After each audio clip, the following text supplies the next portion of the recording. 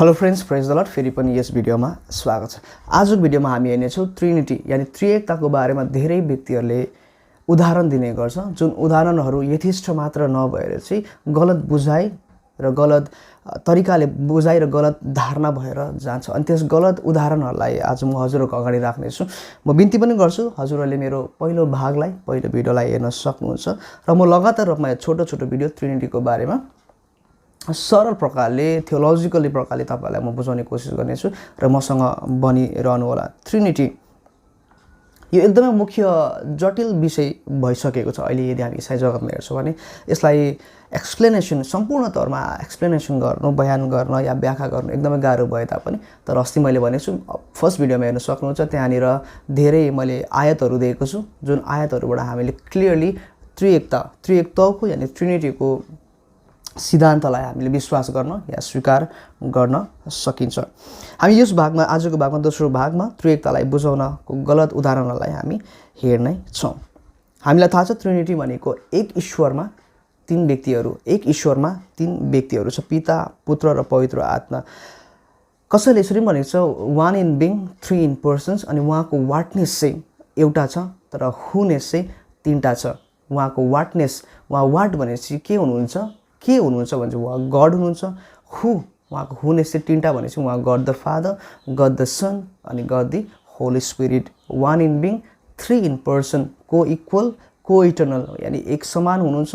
नेचरमा, प्रकृतिमा, एसेन्समा, स्वभावमा र पदार्थमा पनि, सब्सटेन्समा पनि उहाँहरू एक हुनुहुन्छ। उहाँहरूको उद्देश्य एक छ।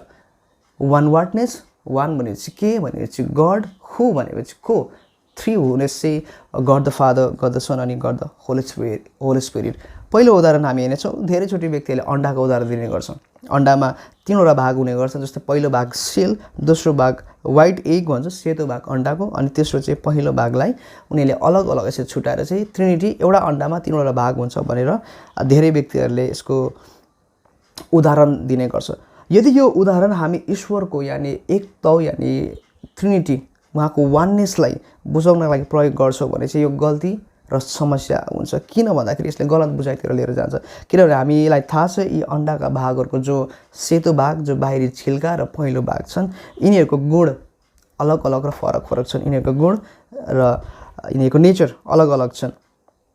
सबै भागहरू अन्डा होइनन्। तर यदि हामी ईश्वरको वाननेसलाई हेर्छौँ भने हरेक God the Father, God the Son अनि गड द होली स्पिरिट उहाँहरू एक हुनुहुन्छ। एसेन्समा, नेचरमा, सब्सटेन्समा, उनीहरूको पर्पसमा, उद्देश्य उहाँहरू एक हुनुहुन्छ। तर अन्डाको यो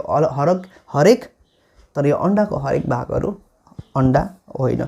दोस्रो गलत उदाहरण हामी हेर्छौँ वाटर, भेपर अनि ग्यास यानी सलिड, लिक्विड एन्ड ग्यास। आइसको धेरै उदाहरण दिने गर्छ, जहाँ आइस बरफ, पानी र बाफ हुन्छ।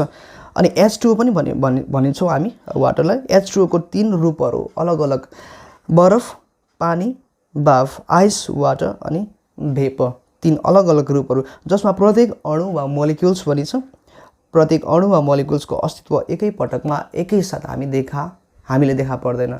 कि त हामीले पानी मात्रै देख्छौँ, कि त हामीले ग्यास मात्रै देख्छौँ, कि त हामीले बाफ मात्रै देख्छौँ। सलिड, लिक्विड एन्ड ग्यास हामीले एकै पटकमा एकैचोटि हामी देख्न सक्दैनौँ।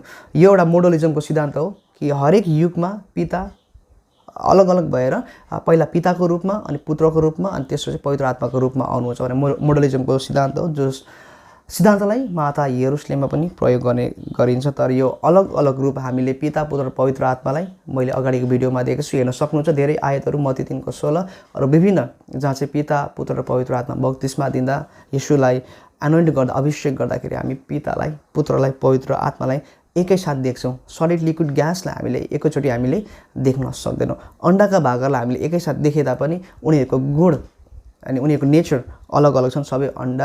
सबै अन्डाको भागहरू अन्डा होइनन्। अनि यसलाई हामीले सजिलै खारिज र अस्वीकार गर्न सक्छौँ। तर पिता, पुत्र र पवित्र आत्मा उहाँहरू वान इन नेचर, सब्सटेन्स, एसेन्समा, उहाँको प्रकृतिमा, उद्देश्यमा, अस्तित्वमा, पदार्थमा र सारमा उहाँहरू एक हुनुहुन्छ, जसलाई तीन व्यक्तिमा उहाँले साझा गर्नुहुन्छ।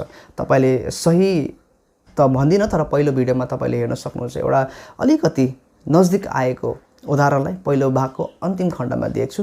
त्यसलाई हेर्न सक्नुहुन्छ। आजलाई यति, फेरि पनि अर्को भिडियोमा आउनेछु। तबसम्म बिदा लिन चाहन्छु।